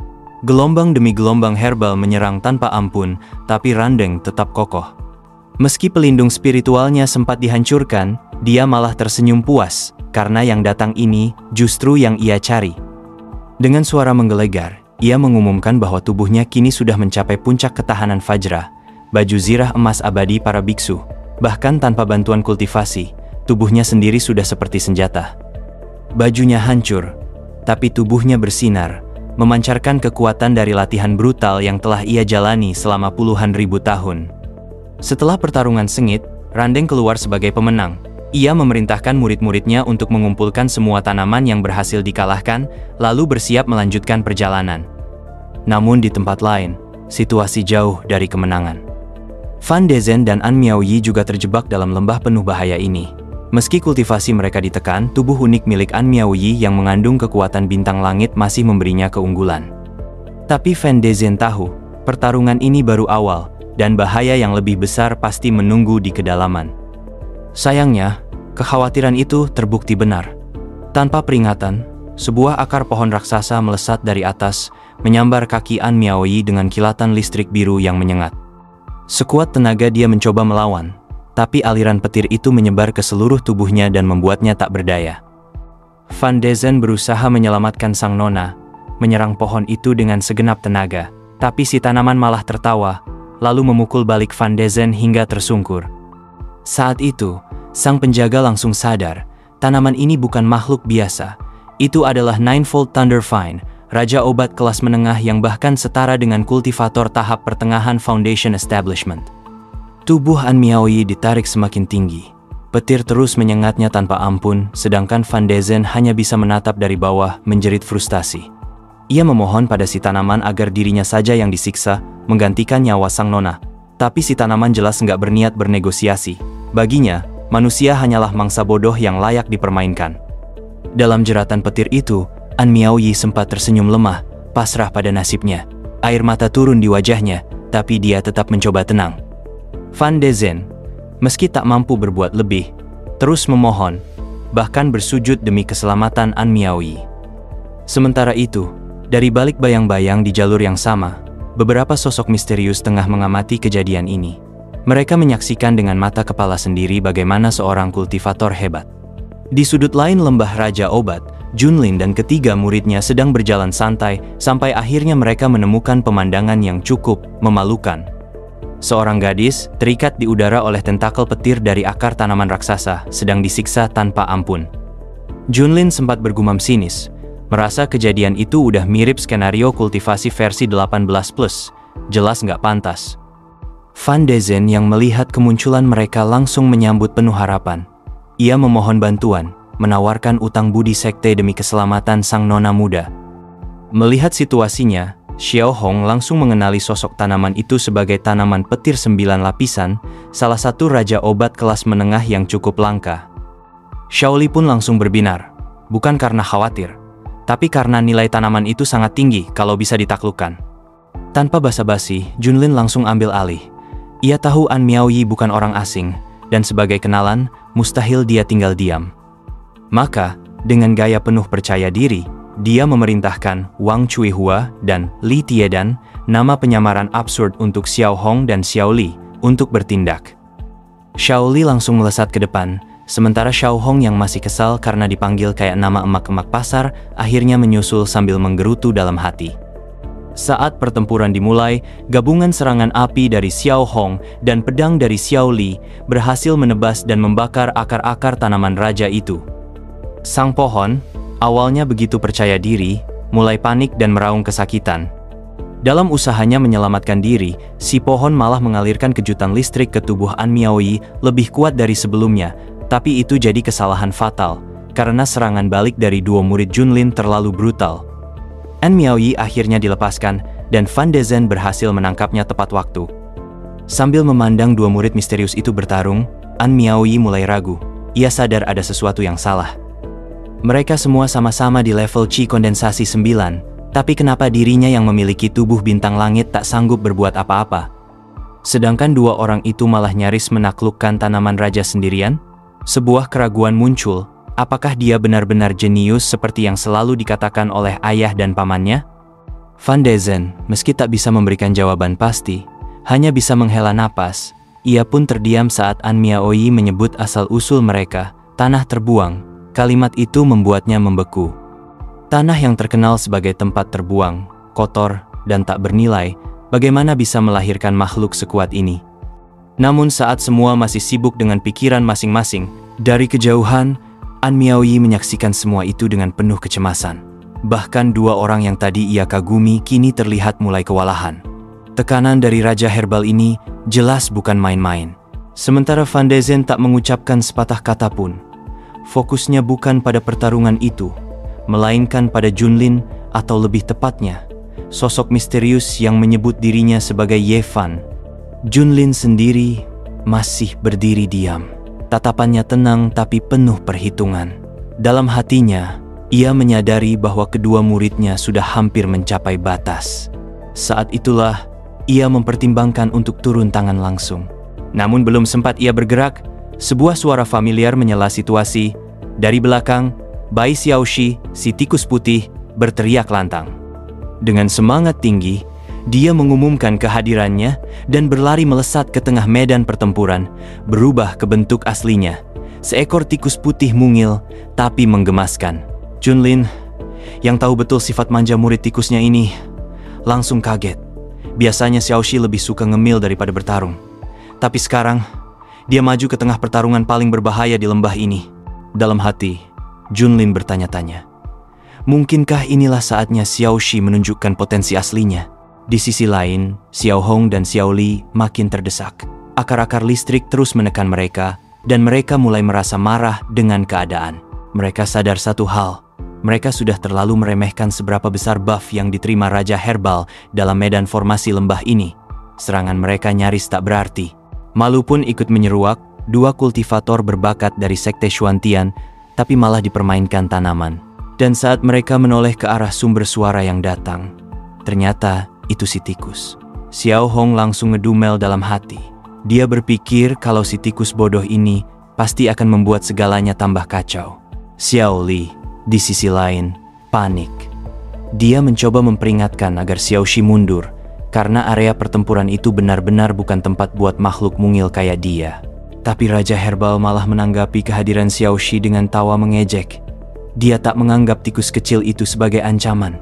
Baginya, Xiaoxi hanyalah camilan ringan yang nyelonong masuk ke perangkap sendiri. Namun, yang terjadi justru kebalikannya. Xiaoxi melompat, mencengkeram salah satu akar listrik milik pohon raja itu dengan gigitan penuh semangat.